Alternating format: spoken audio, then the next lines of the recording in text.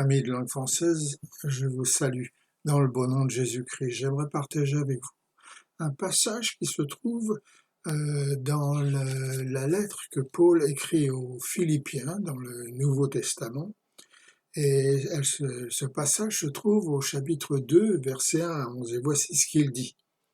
Si donc il y a quelque consommation en Christ, s'il y a quelque soulagement dans la charité, s'il y a quelque union d'esprit, s'il y a quelque compassion et quelque miséricorde, rendez ma joie parfaite, ayant un même sentiment, un même amour, une même âme, une même pensée. Ne faites rien par esprit de parti ou de vaine gloire, mais que l'humilité vous fasse regarder les autres comme étant au-dessus de vous-même, que chacun de vous, au lieu de considérer ses propres intérêts, considère aussi ceux des autres. Ayez en vous les sentiments qui étaient en Jésus-Christ, lequel, existant en forme de Dieu, n'a point regardé comme une proie à arracher d'être égal avec Dieu, mais il s'est dépouillé lui-même en prenant une forme de serviteur, en devenant semblable aux hommes, et ayant paru comme un simple homme, il s'est dépouillé lui-même, se rendant obéissant jusqu'à la mort, même jusqu'à la mort de la croix.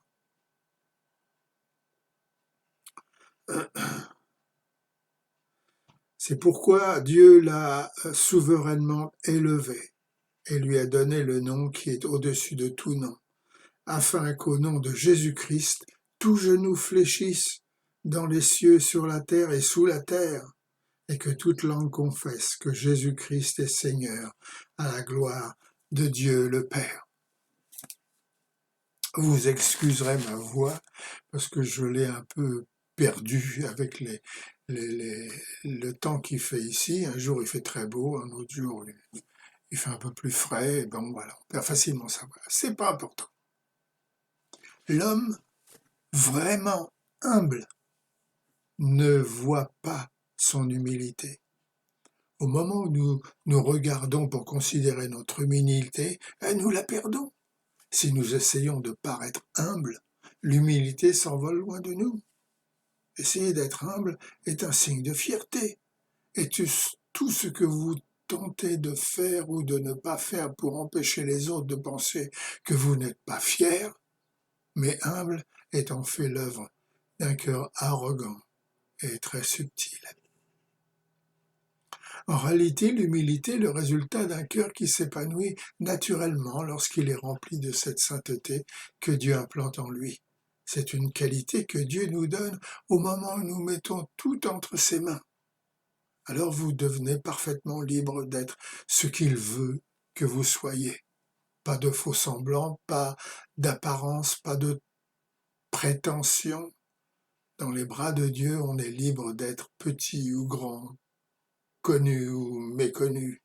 D'ailleurs, cette humilité, cette simplicité vous donnera cette liberté d'obéir immédiatement au Saint-Esprit lorsqu'il vous demandera de réaliser soit des tâches courageuses, voire audacieuses, quelque chose qui vous mettra en évidence une position de haute responsabilité, mais aussi d'accomplir joyeusement la tâche la plus simple, la plus humble, un modeste travail, la position la plus insignifiante, et même de vous retirer quand cela est nécessaire. Tenez comme Jean le Baptiste, par exemple, lorsqu'il proclama à ses disciples, « Moi je vous baptise d'eau pour vous amener à la repentance, mais celui qui vient après moi est plus grand, plus puissant que moi, et je ne suis pas digne de porter ses souliers. Lui, il vous baptisera du Saint-Esprit et de feu. »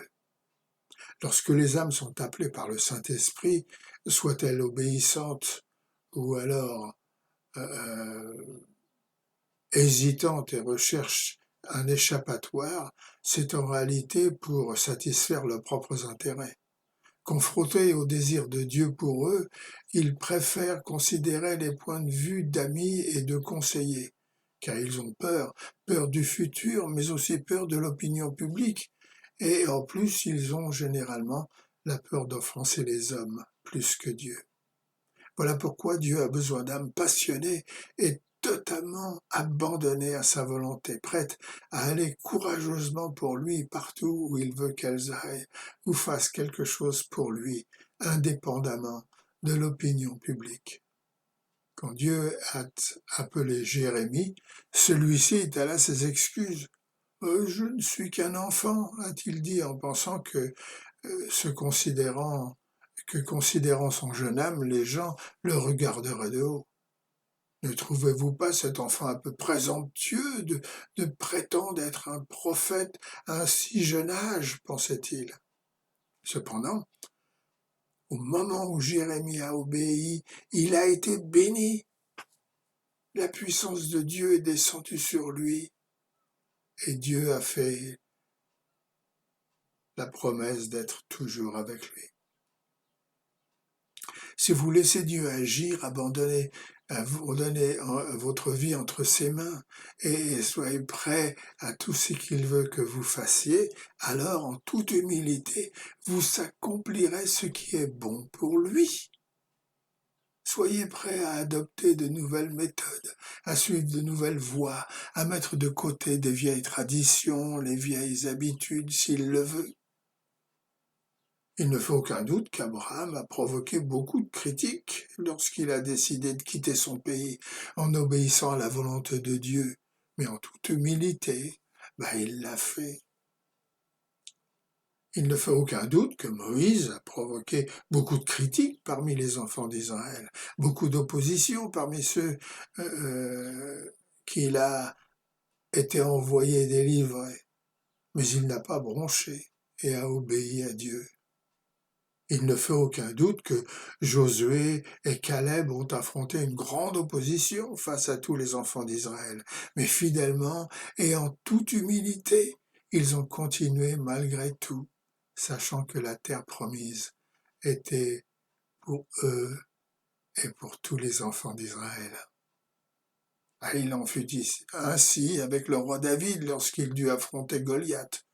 Son audace a été sévèrement réprimandée par ses frères. Mais quoi qu'il en soit, David s'est avancé pour affronter le géant et le tuer. De la même manière, Jésus-Christ se trouva opposé à des gens qui ont professé connaître Dieu mieux que lui. L'humble obéissance et la fidélité du Christ n'étaient à leurs yeux rien d'autre que de l'orgueil et de la présomption. Alors ils ont donc tout essayé pour détruire son œuvre et décourager ses disciples. Ils sont devenus si violents opposés au Christ qu'ils l'ont mis à mort. Quant à lui, humble, calme et persévérant, il a préféré être considéré comme un homme de rien que d'abandonner la raison de sa venue. Voilà pourquoi il ne s'est fait aucune réputation et ne fut obéissant, même si cette obéissance le conduisit à la croix. À l'époque de Jésus, les personnes religieuses pensaient que Jésus était fier, présomptueux, méprisant, que son œuvre était du diable. Mais Jésus était un saint, la personne la plus humble que le monde ait jamais connue. Et la preuve de son humilité fut montrée par son audace et son courage en faisant ce que ton Père attendait de lui.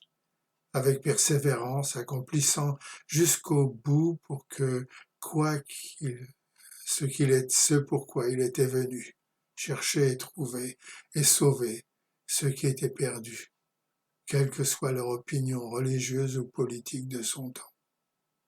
Voilà pourquoi certains orgueilleux aux yeux du monde peuvent être connus humbles aux yeux du ciel, et d'autres qui essaient d'apparaître humbles aux yeux du monde sont considérés arrogants aux yeux du ciel. Je ne dois pas déplaire, ni m'irriter, ni mécontenter les autres, fâcher personne. Je dois faire attention à ne pas sortir de la tradition établie. Les gens doivent voir en moi un homme dévoué, attentif, prévenant. Je ne dois pas bousculer, offenser ou scandaliser qui que ce soit et rester bien sagement dans mon petit coin. Mes amis, un tel chrétien ne peut pas marcher ni même courir pour obéir à ce que Dieu attend de lui. Ses pieds, ses mains, sa bouche, son cœur sont attachés à l'opinion de ceux qui les entourent. L'homme de Dieu ne ressent jamais le besoin d'être humble. Il n'y pense même pas parce qu'il est délivré de tout autre désir que celui de plaire à Dieu.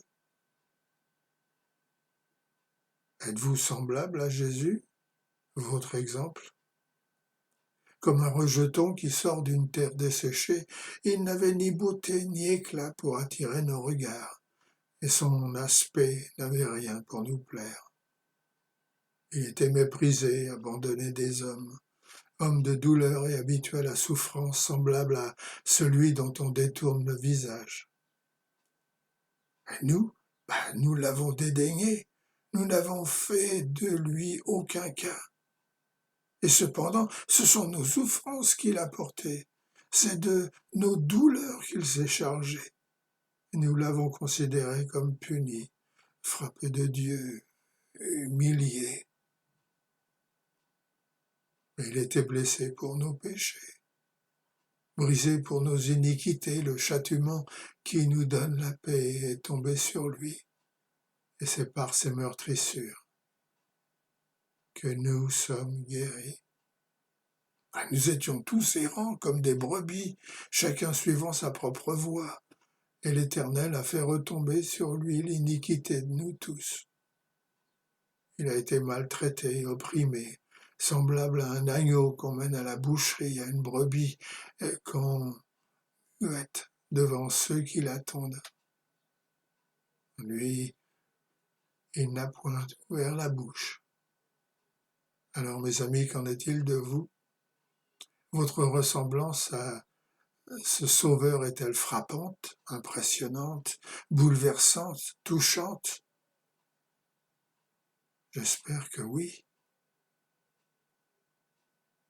car le plan de Dieu pour nos vies à tous est que nous ressemblions à son Fils et soyons comme lui. Dieu vous bénisse. Il vous a appelé afin que vous ameniez l'humanité à lui. Donc vous devez ressembler à Jésus-Christ, aussi simple que ça, et être tout comme lui.